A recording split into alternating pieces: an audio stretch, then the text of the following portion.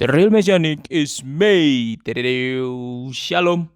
Seperti biasa, kita akan membahas apa yang perlu kita bahas dari pengajaran Rav Yosua dari Nazaret, Rabi kita semua, dan setidaknya calon Rabi kita semua, dan Mesias kita, dan Tuhan kita. Nah, hari ini kita akan membahas tentang perjanjian yang baru. Banyak orang berpikir, termasuk orang-orang Yahudi, berpikir bahwa perjanjian baru adalah sebuah buku. Begitupun orang-orang yang mengaku dirinya percaya kepada Mesias selalu menganggap perjanjian baru itu adalah sebuah buku, ditandakan oleh buku perjanjian baru. Jadi ada buku perjanjian lama dan ada buku perjanjian baru. Padahal itu adalah salah total, itu adalah konsep yang salah, bukan itu yang Tuhan mau. Karena kita tahu di dalam Torah dan kitab para nabi bahwa Hashem tidak pernah menjanjikan buku yang baru, tapi dia menjanjikan seorang Mesias. Dia bukan menjanjikan sebuah buku yang baru, seorang nabi yang baru yang akan membuat buku yang baru. Bukan itu yang dia janjikan. Tidak ada di dalam Torah dan tidak ada dalam kitab para nabi bahwa Hashem berjanji akan memberikan sebuah kitab yang baru, yang lebih tinggi, yang lebih besar. Tidak. Hashem bukan menjanjikan sebuah buku, dia menjanjikan sebuah hubungan. Dia mau kita berbicara. Justru di dalam Torah dikatakan bahwa di mana ada Tuhan yang seperti Tuhannya Israel, yang bisa berbicara kepada umatnya, yang bisa yang berjalan dan tangannya teracung, berperang ganti umatnya, menjaga umatnya. Jadi itu janjinya adalah bahwa ada manusia atau ada satu umat yang bisa melihat Tuhannya, yang sangat dekat dengan Tuhannya, ada di level yang sama dengan Tuhannya, bisa mendengar suara Tuhannya, bukan melalui apapun. Jadi seperti sebuah hubungan suami istri, di dalam Torah dikatakan seperti itu, di dalam Tanakh, di dalam kitab Ibrani dikatakan seperti itu, bahwa ini adalah hubungan suami istri, antara suami dan istri yang begitu dekat. Bukan bicara soal seperti daging, tapi di dalam daging, hubungan di dalam daging, tapi bagaimana hubungan cinta yang sangat dekat. Bukankah itu yang dijanjikan Tuhan? Bukan sebuah buku yang baru. Betul.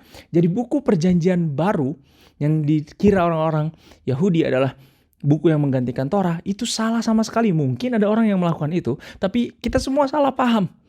Buku perjanjian baru adalah bukan buku perjanjian baru, itu adalah kumpulan daripada surat-surat atau penjelasan daripada murid-murid Yesua yang menjelaskan tentang Torah, layaknya buku-buku lain yang menjelaskan tentang Torah dan menjelaskan kitab para nabi. Begitupun dengan buku-buku yang ada dikumpulkan dalam buku perjanjian baru, dalam satu kumpulan perjanjian baru. Tapi sebetulnya itu hanya sebutan manusia. Tapi Tuhan tidak pernah menjanjikan sebuah buku yang baru, jadi jangan salah sangka. Bahwasanya satu, kita tahu bahwa pegangan kita hanya satu, yaitu Torah. Bahkan kitab para nabi juga berbicara melalui tentang Torah. Kitab Mazmur juga berbicara tentang Torah. Begitupun yang kita sebut kitab perjanjian baru itu berbicara soal Torah. Karena sebetulnya kitab perjanjian baru itu bukan kitab perjanjian baru. Itu adalah kumpulan surat-surat dari murid-murid Yosua, Yesua Rabenu, dari murid-murid Yesua Rabenu yang mereka membuktikan bahwa Yesua adalah Mesias yang dijanjikan oleh Torah, dan beberapa surat lainnya adalah dituliskan oleh murid-muridnya kepada jemaat bagaimana caranya hidup berdasarkan Mesiasnya Yahudi dan berdasarkan Torah yang sudah digenapi oleh Yesua. Jadi ini bukanlah buku atau kitab yang baru yang namanya perjanjian baru, berarti yang dulu namanya perjanjian lama. Itu adalah kesalahan. Tidak ada perjanjian lama, perjanjian baru bukan buku. Tapi maksudnya perjanjian baru di sini adalah perjanjian baru yang dikatakan Tuhan kepada Nabi Yeremia, yaitu bahwa Torah akan dituliskan dalam hati manusia. Artinya Torah atau roh Tuhan, kita tahu Torah perkataan Tuhan itu adalah roh, adalah hal yang rohani, dan hal yang rohani itu bisa masuk menjadi hati nurani kita. Bukankah itu juga adalah konsep Torah? Karena di kitab Devarim juga sama dikatakan seperti itu, bahwa harusnya hukim dan mispatim itu menjadi kebijaksanaan kita. Nah, perjanjian yang baru yang Hashem bilang itu bukan buku yang baru, tapi adalah sebuah hubungan yang baru, bahwa tadinya Torah dituliskan dalam batu atau dalam kulit binatang, tapi kini dituliskan dalam roh kita, menjadi hati nurani kita. Dan itu adalah konsep juga daripada Moshe Rabbeinu juga bilang seperti itu, harusnya menjadi Harusnya mispatim itu menjadi kebijaksanaan dalam hati kita. Jadi ini bukan seperti yang dibayangkan kita, ada perjanjian yang baru dan Tanakh menjadi perjanjian yang lama. Salah, itu salah sama sekali. Tapi perjanjian yang baru justru dituliskan oleh Tuhan tentang perjanjiannya, bukan buku perjanjian baru. Tapi bukan buku yang baru, tapi perjanjian yang baru. Dan janji yang baru adalah bagaimana manusia bisa ada di level yang sama dengan Tuhan, dan mispatim dan hukim itu bisa ada dalam hati manusia sehingga kita setuju dengan itu semua. Kita tidak lagi melawan. Hati nurani kita tidak lagi melawan. Misalkan kita mau membunuh, tapi Torah bilang gak boleh, jadi kita bergumul untuk tidak membunuh. Tidak lagi, kita akan sama dengan frekuensi, kita akan sama dengan Tuhan. Ketika kita bisa sama-sama mengerti bahwa membunuh itu adalah sebuah kejahatan, mencuri itu adalah sebuah kejahatan, bagaimana bisa kita melakukan hal yang sejahat itu kepada saudara kita.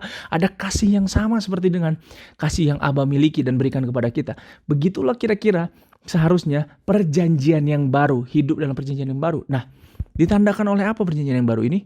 Oleh datangnya Mesias yang dijanjikan. Kenapa? Karena Mesias ini menghapuskan dosa kita dan menjadi jalan bagi kita untuk ada di level yang sama dengan Tuhan. Sehingga roh Allah itu, roh kebenaran, roh kekudusan itu boleh masuk dalam hati kita. Karena kita udah ada dalam satu frekuensi yang sama. Karena kita sudah mendapatkan penebusan dosa lewat darah. Yang mana kalau misalkan saudara-saudara semua mau tahu tentang itu, bisa dilihat di video-video yang lain dari kita. Atau ya kita bisa lihat sendiri di Torah tentang pengampunan dosa, bahwa setiap orang yang bersalah itu bukan hanya berbalik, tapi harus juga punya pengampunan dosa, tapi harus berbalik juga. Nah, tapi yang jadi masalah, sulit sekali untuk melakukan cufah bagi kita. Kenapa? Karena hati nurani kita tetap tidak sama dengan Torah. Sedangkan perjanjian yang baru adalah bagaimana hati nurani kita disamakan dengan Torah. Kita boleh menerima Ruach HaKodes, kita boleh menerima spirit kekudusan itu di dalam hati kita.